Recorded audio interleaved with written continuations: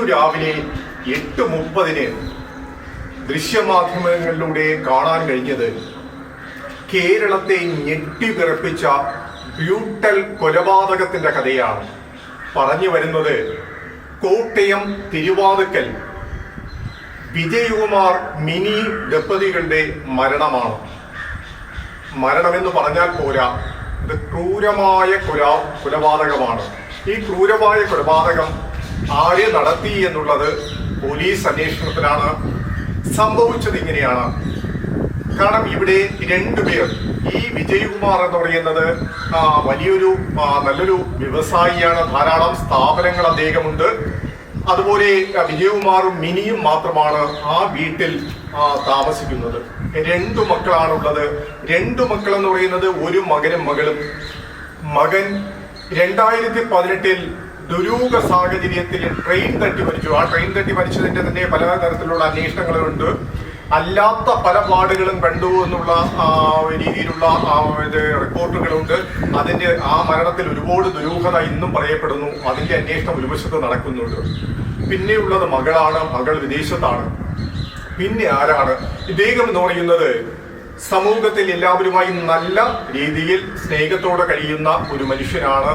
ആർക്കും ഒരു ഉപദ്രവം ചെയ്യാത്ത ഒരാളാണ്. കാരണം ഇന്ദ്രപ്രസ്ഥം എന്നുള്ള കല്യാണ മണ്ഡപമൊക്കെ വിജയകുമാറിന്റെയാണ്. അതിൽ പല പല വ്യവസായ സ്ഥാപനങ്ങളും അദ്ദേഹത്തിൻ്റെതായുണ്ട്.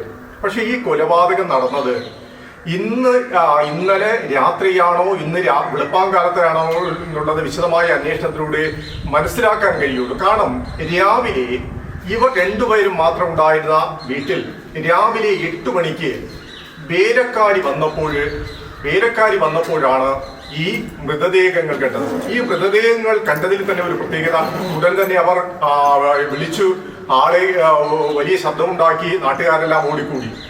ഈ 2 പേരുടെയും മൃതദേഹങ്ങൾ, വിജയകുമാറിന്റെയും മിനിയുടെയും, വിജയകുമാറിന്റെ സ്വീകരണ മുറിയിലും മിനിയുടെ ബെഡ്റൂമിലുമാണ് 2 പേരുടെയും മൃതദേഹങ്ങൾ കിടന്നത്.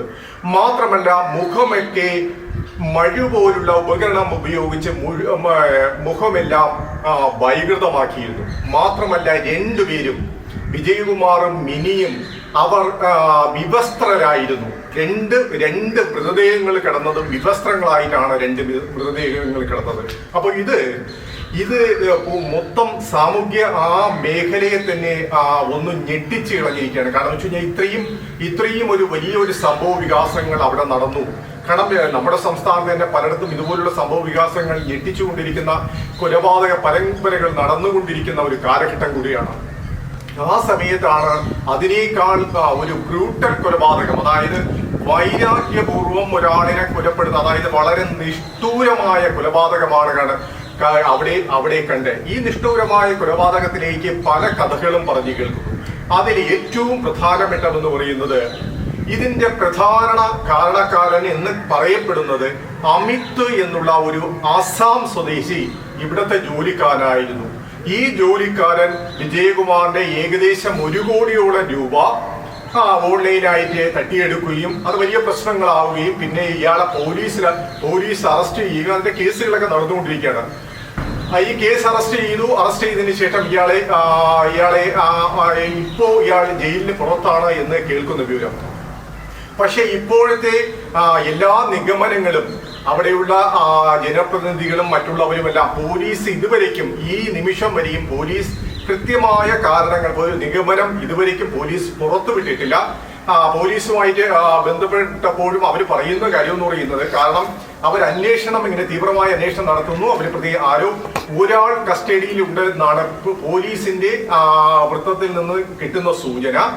ആരാണ് കൊലപാതകി എന്ന് സ്ഥിരമായി അവരെ ഇന്നാരാണെന്ന് അവർ വെളിപ്പെടുത്തുന്നില്ല. പക്ഷെ എങ്കിലും ഉടൻ തന്നെ ഇതിന്റെ പ്രതിയെ പിടിക്കുമെന്നാണ് പോലീസ് അതിനകത്ത് അവകാശപ്പെടുന്നത്. അപ്പൊ ഈ അമിത് എന്ന് പറയുന്ന ഇയാൾ ആസാം സ്വദേശിയാണ്. ഇയാൾ ഭയങ്കര പ്രശ്നക്കാരനായിരുന്നു. ഈ പ്രശ്നക്കാരനായ ഒരാളിനെ ഈ പ്രശ്നങ്ങളെല്ലാം നടന്നത് കൊണ്ടാണ് ഇയാളെ ജോലിയിൽ നിന്ന് പിരിച്ചുവിട്ടത്.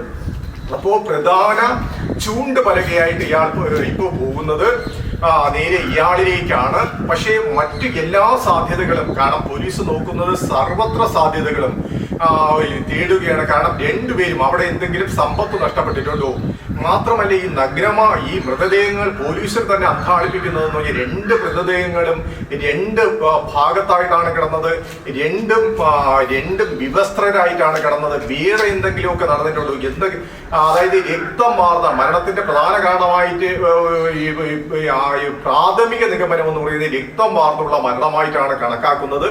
എന്തായി ഇത് മൊത്തത്തിൽ സമൂഹത്തെ, കോട്ടയം ജില്ലയെ മൊത്തം ഞെട്ടിച്ചിരിക്കുകയാണ്. തിരുവാതിക്കൽ ആ സ്ഥലം അവിടെ എല്ലാം മൊത്തത്തിൽ ഞെട്ടിച്ചിരിക്കുകയാണ്. കാരണം അങ്ങനെ ഒരു വലിയ ക്രൂരമായ ഒരു ബ്രൂട്ടലായ ഒരു കൊലപാതകം വാർത്ത ഇന്ന് രാവിലെ തന്നെ കേരളത്തിന്റെ മാധ്യമങ്ങൾക്ക് അത് സാക്ഷി വഹിക്കേണ്ടി വന്നു, അത് പൊതുജനങ്ങളിൽ എത്തിക്കേണ്ടി വന്നു.